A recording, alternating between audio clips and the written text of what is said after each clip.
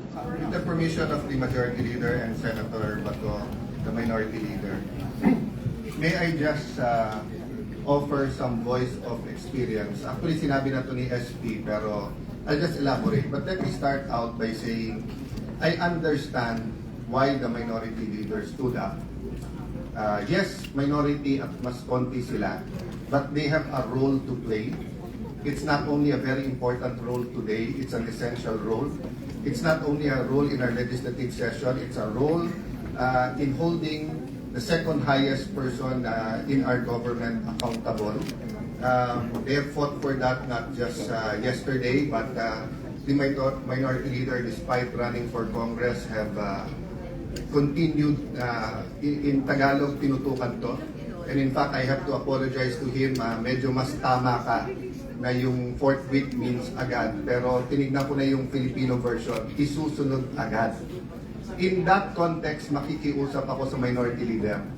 We've been here long enough, dun sa atin na 3-4 terms na pag nag-argue ko sinong una, tatagal tayo ng 1-2 oras, walang mauuna. So kung gagawin natin yung forthwith today, ibig sabihin isusunod agad. I looked at the rules, no? Sabi po kasi talaga pagka personal privilege, pwede mauna. But sabi nga ni Minority Leader and backed up by the Deputy Minority Leader, we know how important the impeachment court is. So may I ask a further favor indulgence from the Minority Leader that we allow Senator Bato so that we also do not violate. We're going to violate one or two things today. Violate the agenda, dahil sa agenda talaga mag-vote taking, or violate our rules, dahil sabi sa rules, anytime pwede kang tumayo sa personal privilege. So may we ask for the indulgence ng minority to allow Senator Bato to deliver his speech because binanggit niya to sa akin kahapon. Kung ako nagkulang, pasensya na po kayo dahil ang pakiusap niya kahapon, bago mag-vote, magsasalita siya. So if we can allow him, then with the permission of the Majority Leader, I'll volunteer you to forthwith immediately, agad-agad move na we take our oath as members of the impeachment court. If it's acceptable to the Minority Leader. It's not the perfect solution, sir, but I hope it's acceptable. What does the Minority Leader say? Basically, Mr. President, we will agree to the suggestion of Senator Alan Cayetano. Pero ito may point ko for those of you still present or serving in the 20th Congress. There's a purpose, meron tayong agenda. So when you are in number 7 for privilege speech, you cannot just stand up and then accelerate the tackling of your item in the session, Mr. President, by just standing up. So, ano na lang po yun, just an observation. So with that, I willingly give way to our colleague with this important message for us, Mr. President. We thank Senator Pimentel, also thank Senator Cayetano. Sana mas madalas-dalas siya dito. Hindi ikaw po ko si Alan. And also for the record, I'd like to assure our Minority Floor Leader and Deputy Minority Floor Leader that we will, the chair would rather preside over the oath-taking of members of the impeachment court today. Before we adjourn, the clock not with standing to give way to the privileged speech of the Honorable De La Rosa because the Senate, after all, is a deliberative body. Everyone should be free to say their piece, subject to certain limitations, of course, and we are free to agree or disagree. And if the matter cannot be settled, for it to be put to vote. If there are no other members who wish to state their piece on the matter, Chair now recognizes Senator Bato de la Rosa. You may proceed, sir. Thank you, Mr. President. Mr. President, esteemed colleagues, ladies and gentlemen, imagine a house, Mr. President, an unfinished one that is still being built. Where do we begin? Of course, with solid foundations, a level ground, as well as an honest blueprint. Hindi pwede ang mga shortcut. Hindi pwedeng madaliin kung babaliwalain ng mga architects at mga engineers ang mga basic requirements.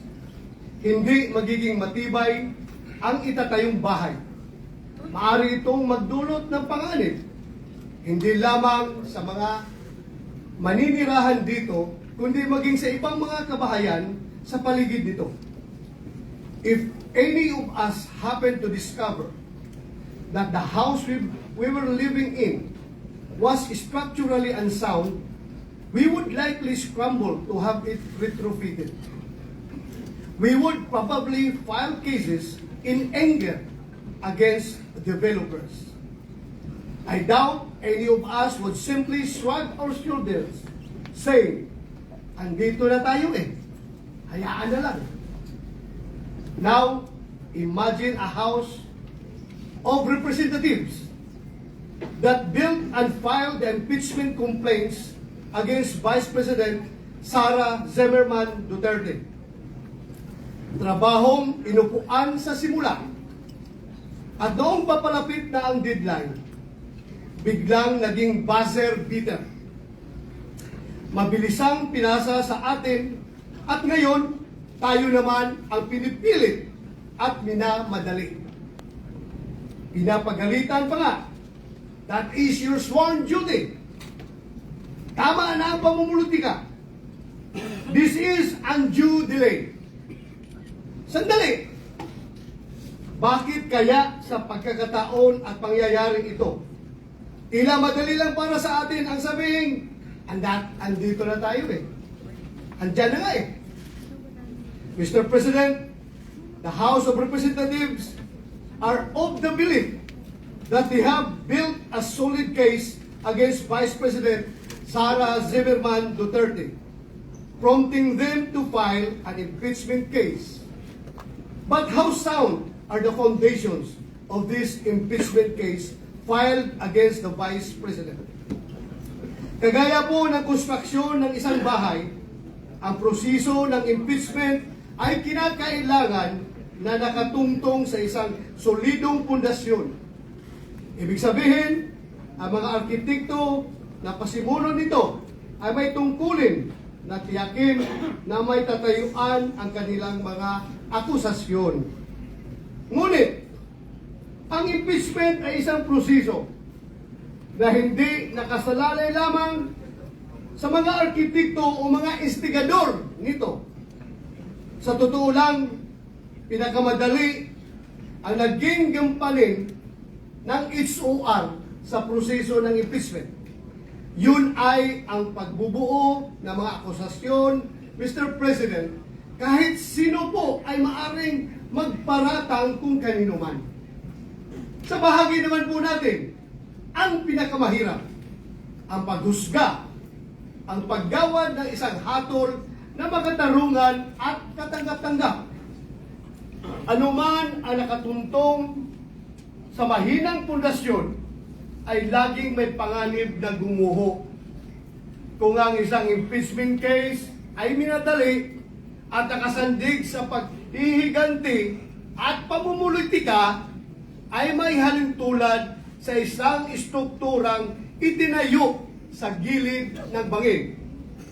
Bagamat tungkulin o obligasyon natin sa Senado na mag-convene bilang impeachment court, responsibilidad din natin na maging mapanuri at critical sa impeachment complaint na ipinasa rito sa ating bulwagan. As I usher in my 6th year in the Senate, my 39th year in public service, Mr. President, I can say I have gotten better at spotting irony.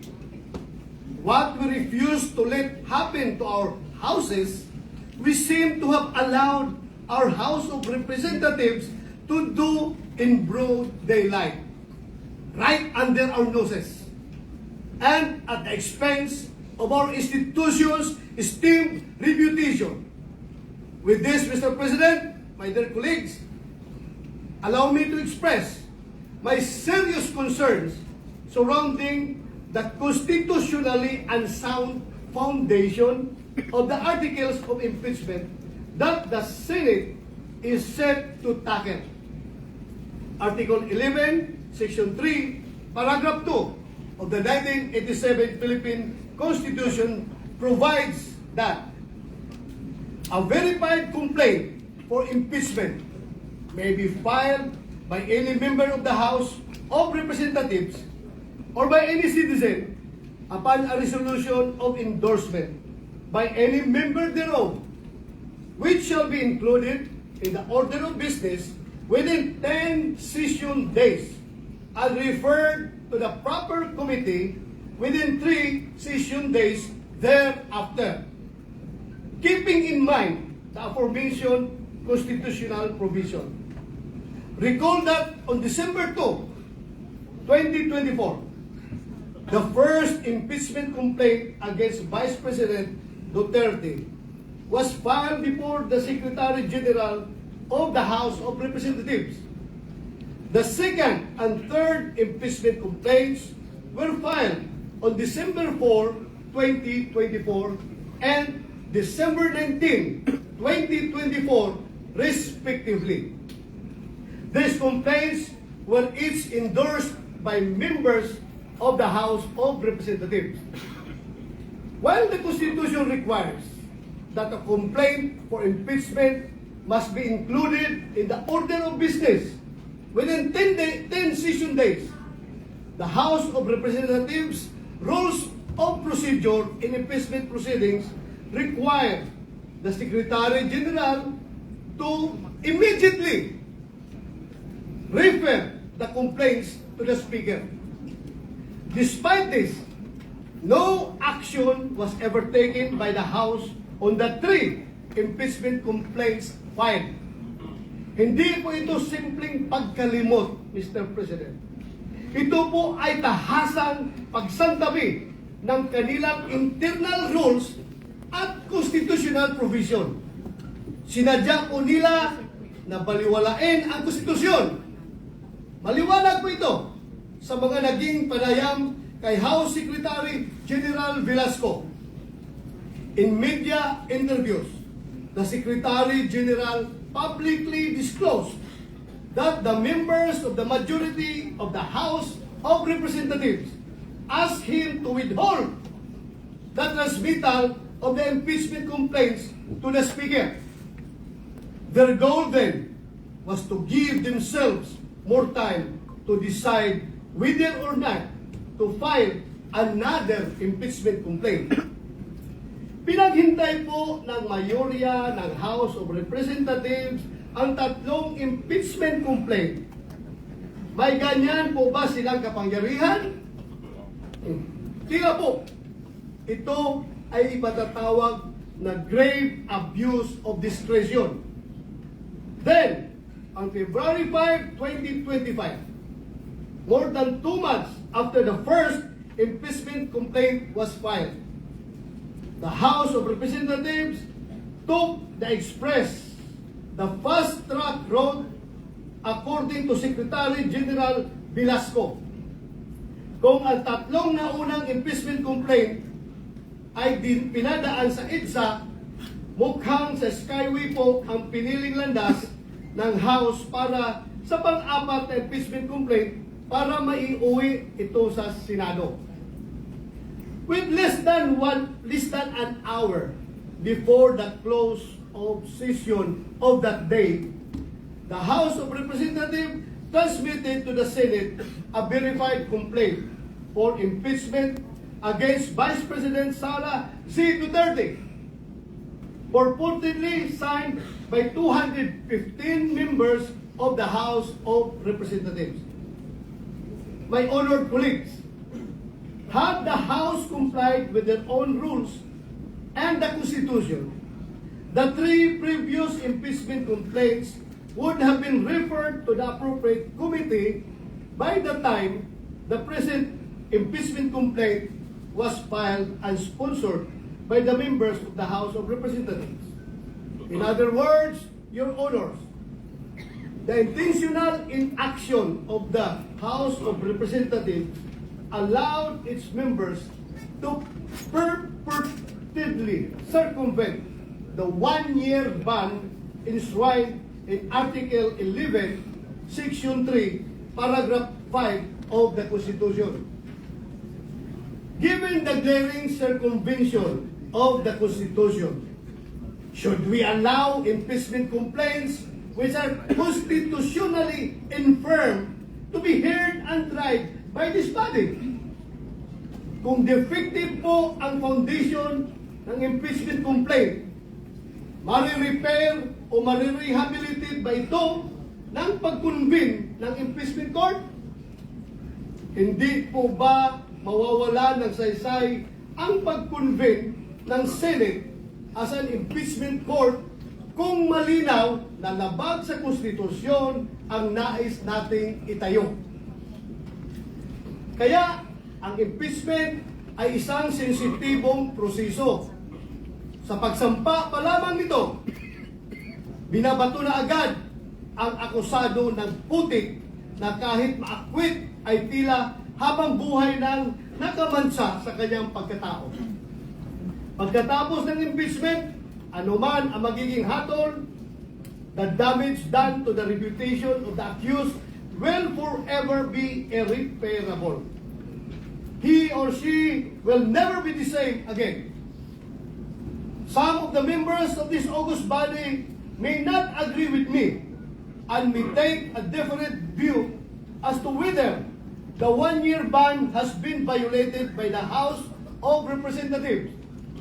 To settle this issue, the separate opinion of Chief Justice Renato Espuno in Francisco versus House of Representatives provides this body a direction on the course of action that we may take when confronted with the same issue I laid down. Former Chief Justice Espuno said that before the Senate is convened as an impeachment court, the Senate, which has primary jurisdiction over the case, can already decide the question of whether the one-year ban has been violated or not.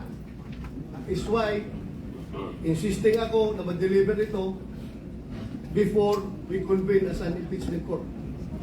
Hindi po natin kailangan hintayin magbagong anyo ang Senado at maging isang ganap na impeachment court.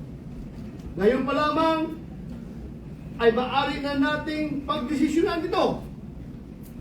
Sumunod ba sa saligang batas at sa internal rules ng mababang kapulungan ang impeachment complaint na kanilang ipinasa dito sa Senado? Nasa Senado po ang pagkakataon upang magwasto. Kung minadali ng isuar ang impeachment complaint, bakit kailangan natin itong tumbasan ng kaparehong kawalang pagpapahalaga sa tamang proseso?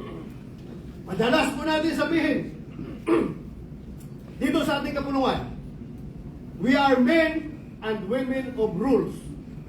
Manatili po tayong ganun, malayo mula sa ingay at impluensya ng kung sino man may mga personal na interes at pakinabang sa pagmamadaling ipinipilit sa atin. Mr. President, the inaction of the House of Representatives resulted not only in a possible violation of the Constitution, but in another justiciable controversy. It is worthy to note that each new Congress empowered by a fresh electoral mandate in both the House of Representatives and the Senate is not bound by the legislative actions of its predecessors. Hindi po natin maaaring pilitin ang mga papalit sa atin sa future Congresses na ipagpatuloy ang anumang ating nasimulan. Sabi nga po ni President Chis Escudero kahapon, the Congress cannot pass an irrepealable law. Lahat ay pwedeng baguhin at galawin ng mga sumusunod na mahahalal sa Kongreso. Maari pong hindi sila gumalaw at hayaan lamang na nakatiwangwang ang anumang proceeding na sinisimulan ng mga nauna. When the fourth impeachment complaint was submitted, the 19th Congress was teetering on the brink of a long slumber. The Senate is now being urged to convene with only 2 session days. 20 days remaining before the 19th Congress closes. Hindi man po ako abogado. Alam ko pong walang kaso, mapasibil, administrative, o kriminal na dinidinig sa loob lamang ng isang buwan. Naghihingalo na po ang buhay ng 19th Congress. Bakit po natin ipipilit pa kung ang pintuan ng 20th Congress ay malapit nang magbukas? Malinaw naman po sa ating Rules of Procedure on Impeachment Trials. Kailangan isumon ang person impeached para paharapin sa Senado. Kailangan din siyang bigyan ng 10 araw para mag-submit ng kanyang answer. 5 araw naman ang ibinibigay sa mga prosecutor para mag-file ng kanilang reply. Kaya po, kahit mag-convene ng impeachment court, bukas, summon at pagtanggap lamang sa pleadings ang kayang magawa ng 19th Congress.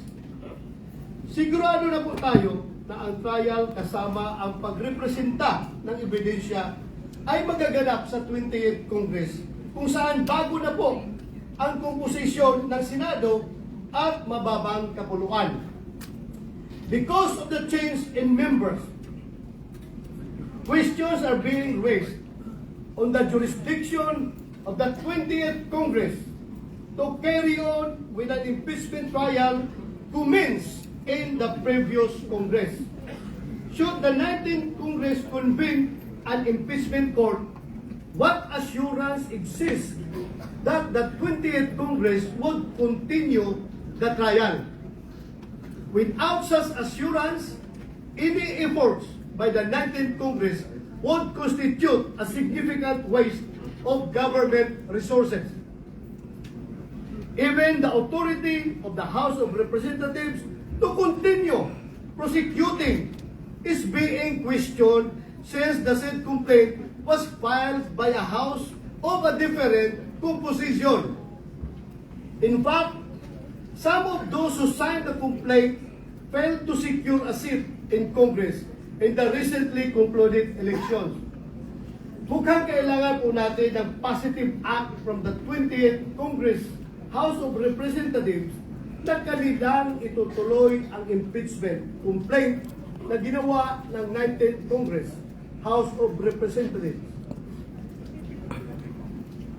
Mr. President, the constitutionally given power and mandate of the Senate to try and decide all cases of impeachment is an immense responsibility that must be exercised in good faith, with sincere intention to fulfill a solemn oath, not with haste, but with careful circumspection, mindful of both the political and legal nature of the exercise.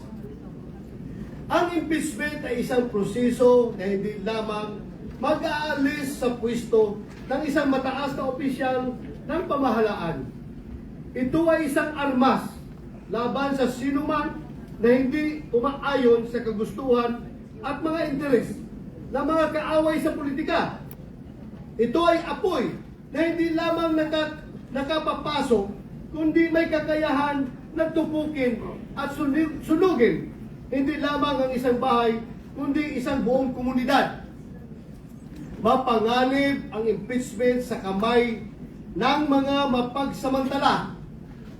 Inilalagay ang impeachment para putiktahan ang taong bayan, hindi isakdal at hiyain ang kumakatawan sa kanila.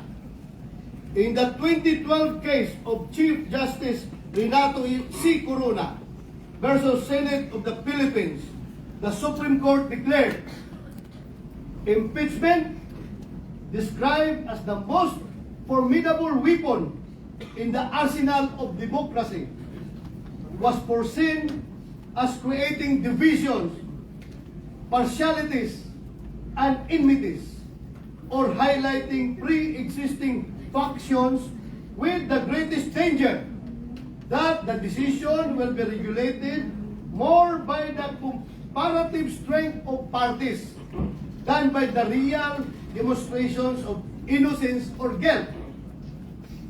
The House of Representatives, in transmitting the articles of impeachment to the Senate at the last hour, and after refusing to act for over 2 months on 3 previously filed complaints pending with the House Secretary General, has instead placed the Senate in a tight and impaired position where any decision, action, or inaction on its part will be put into question.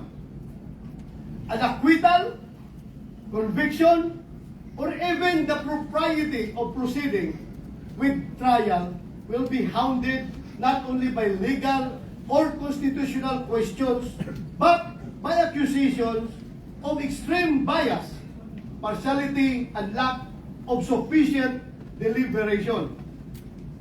Lagi kong sinasabi, Mr. President, hindi ako abogado. Nevertheless, this cannot disqualify me from speaking against possible constitutional blunders. Hindi kailangan maging engineer para masabi ng isang tao na unlivable at hindi ligtas ang isang bahay o building. Alam nyo, alam natin kung kailan matibay at pulido ang pagkakagawa katulad ng isang bahay na bato. Alam din natin kung kailan hindi. When the floor starts to crack, when the walls begin to shift, and when leaks appear where there should be none, there and then, Mr. President, there and then, forthwith, we say, this was not built well. Gayon din sana sa impeachment case na ito, the cracks and holes have begun to show. Alam nating may mga tanong na hindi pa nasasagot, lalo na patungkol sa constitutional soundness ng nasabing impeachment complaint. It is my humble opinion then, Mr. President, that with this knowledge must come swift and intelligent action. Kung gaano natin kabilis i-condemn at ipag-iba ang mga strukturang hindi ginawa ng maayos, ganon din dapat tayo kabilis umaksyon kung ang nalalagay sa alanganin ay ang ating konstitusyon. In the spirit of true action, therefore, allow me to end by moving. I respectfully move that in view of its constitutional infirmities and questions on the jurisdiction and authority of the 20th Congress, the verified impeachment complaint against Vice President Sara Zimmerman Duterte be dismissed. Allahu Akbar. Mr. President, since I have still the floor, I would like to call Senator Bongo. Mr. President. Mr. President, will the good gentleman yield the floor for a few remarks as part of the privilege hour availed by Senator De La Rosa? Yes, Mr. President, no problem with me. Mr. President, I agree with the speech of Senator Bato De La Rosa. Ang gusto nating kalabasan ng paglilitis na ito ay justisya. Senator Go, before you proceed, there is not yet recognized. Session is suspended.